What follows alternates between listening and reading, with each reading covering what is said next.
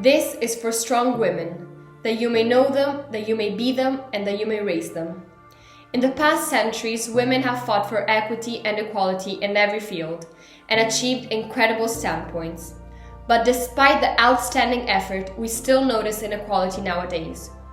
For us, the younger generations, it is fundamental to continue with perseverance the path that was undertaken by all the amazing women that came before us and that are still working and fighting for us. Before starting, we wanted to address this video to all the amazing women out there, to those who wake up every morning to go to work, to those who take care of their children or of the household, to those who are working to bring their ideas to life, to those who study for a better future, to those who have achieved many things in their lives, and to those who are willing to do so. This is for all the women out there, that we may work together to be part of the solution. My wish for 2021 is that we may find the courage to assert our ideas without fear, and the strength to stand up after every fall. If this past year has taught us anything, it's that isolation has made us starve for affection. Countries with women in leadership have suffered 6 times fewer deaths from COVID-19 than countries with government led by men. Leaders of the world have spent the last few months facing a real-time leadership test, played out in the view of a global audience. Numerous articles have identified individual strengths, celebrating Angela Merkel's data-driven trustworthiness, Jacinta Ardern's empathetic rationality, and Tsai Ing-wen's resilience.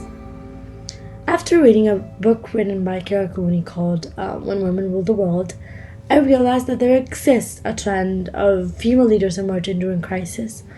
In fact, the author claims that Egyptians used female power to avoid potential aggression from men, and in some cases even to avoid wars, because they thought that women were more suitable to get through a crisis and to keep a culture going.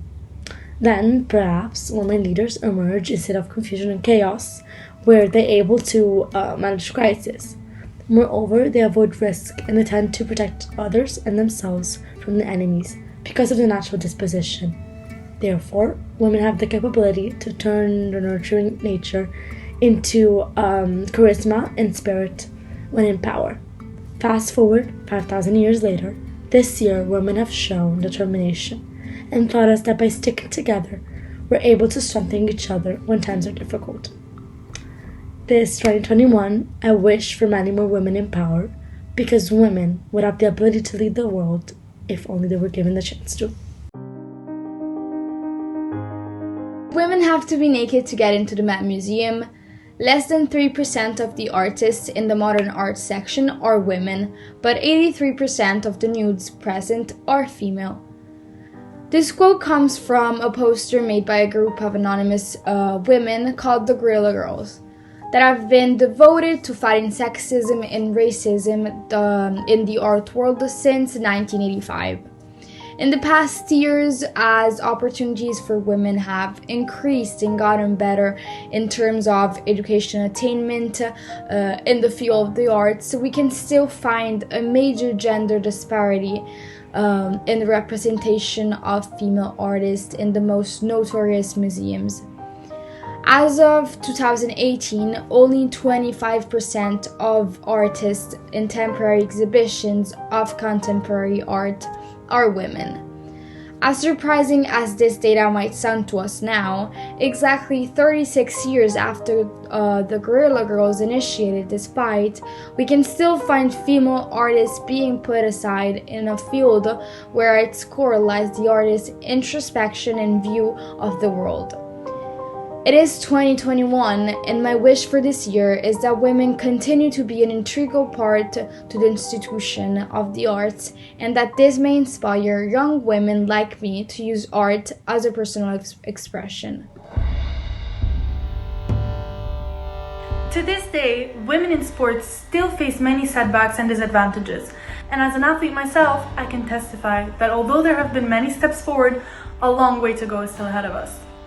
Sports is one of the most powerful platforms for promoting gender equality and empowering women and girls. It also helps produce tangible results when it comes to greater inclusion and diversity. The obstacles slowing down gender equality in sports mainly revolve around stereotypes of women and their capabilities related to their bodies or emotions, as a Nike advertisement, Dream Crazier, emphasized exceptionally in 2019. Furthermore, the notions of sports as a male activity caused by societal perceptions of sports and gender leads to unequal opportunities for women.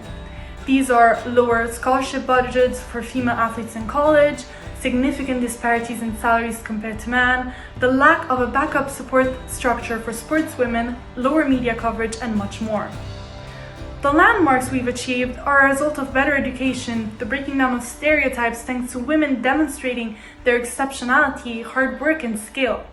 Moreover, greater action and awareness concerning gender equality has led to an increase in conversation and interest in the argument of women in sports.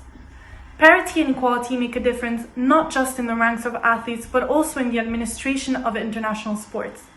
From here on, let's seek and encourage positive change. The CEDAW is the only globally comprehensive treaty on women's rights.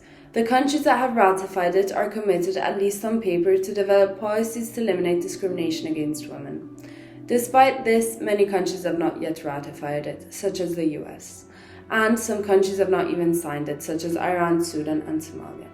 The Global Gender Gap Index developed by the World Economic Forum measures the difference between men and women in all countries regarding access to health, education, economic opportunities, and political independence. Globally, the inequality between genders regarding education should stop by 2030, but considering the current rhythm of change, it is not expected to stop by the next 200 years. Marriage is an aspect that is changing very much in the past few years. Although there are still many women that are subject to combined marriages and forced marriages, there are still many women that are making big progress and marrying at later stages of their lives. This indicates that they have more opportunities to enter the workforce and have more economic independence. Unfortunately, there are still many countries that have effective governmental rules on women having to obey their husband, such as Palestine, Egypt, Iraq, and many more. In Congo, for example, women have to ask permission to their husband for many legal aspects, such as opening a bank account. In Sudan, for example, women need a male tutor to give them permission to require identification to travel inside and outside the country. Today, on this special day, I would like to wish all the wonderful women in the world to continue to follow their dreams. Let us acknowledge and treasure each one. Let's inspire and empower.